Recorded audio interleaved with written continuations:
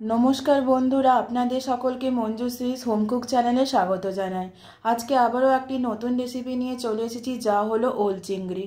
তার জন্য কড়াইতে সরষের তেল গরম করে তাতে আগে থেকে কেটে রাখা ওল এবং আলু লবণ দিয়ে ভালো করে লাল লাল করে ভাজা ভাজা করলাম।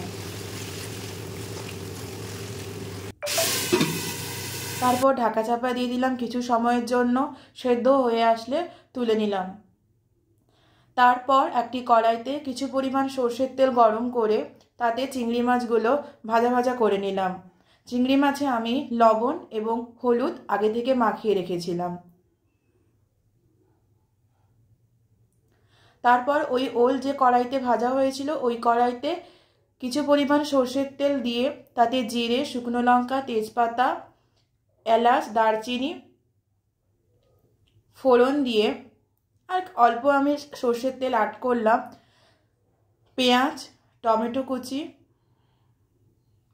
রসুন কুচি আর রসুন বাটা যে কোনো একটা দিতে পারেন আপনারা, দিয়ে একটু লাল লাল করে ভাজা ভাজা করার পর আদা বাটা,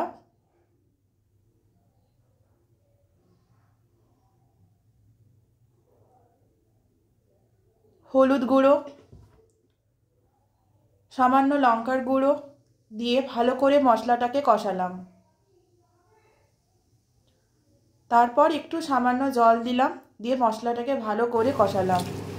তারপর আগে থেকে ভেজে রাখা ওল আর আলু ভালো করে দিয়ে ভাজা ভাজা করতে লাগলাম।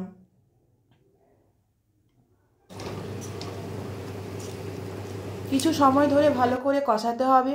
তারপর কিছু পরিমাণ জল দিয়ে দিলাম। আপনারা গরম জল, ঠান্ডা জল যে কোনো জলই ব্যবহার করতে পারেন। তারপর আগে থেকে ভেজে রাখা চিংড়ি মাছগুলো ওই ওলের মধ্যে দিয়ে দিলাম। এইভাবে রেডি হয়ে যাবে খুব সহজ পদ্ধতিতে ওল চিংড়ি। আমার রেসিপিটি ভালো লেগে থাকলে লাইক, কমেন্ট, শেয়ার, সাবস্ক্রাইব